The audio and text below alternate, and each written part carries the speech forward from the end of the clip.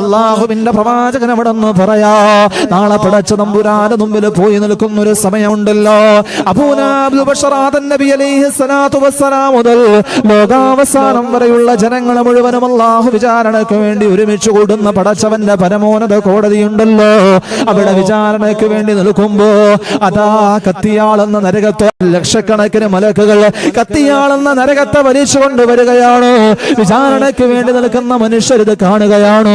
ആ നരകത്തെ കാണുന്ന വേളയിൽ, ആ നരകത്തിന്റെ ഭീകരമായ ദൃശ്യം കാണുന്ന വേളയിൽ അതാ എല്ലാവരും അള്ളാഹുവിന്റെ മുമ്പിൽ സുജൂദ് ചെയ്യും.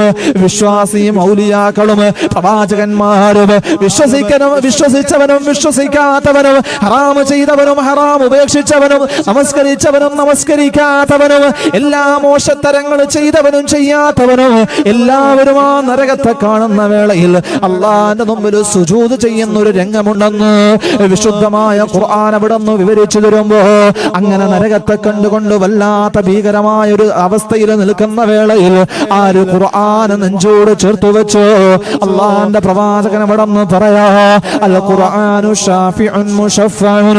ഈ ഖുർആൻ അല്ലാഹുവിനോട് വാദിക്കുമത്രേ, അല്ലാഹുവിനോട് ഖുർആൻ പറയുമത്രേ, അല്ലാ ഇവനെ നീ നരകത്തിൽ നിന്ന് മോചിപ്പിക്കണേ അല്ലാ.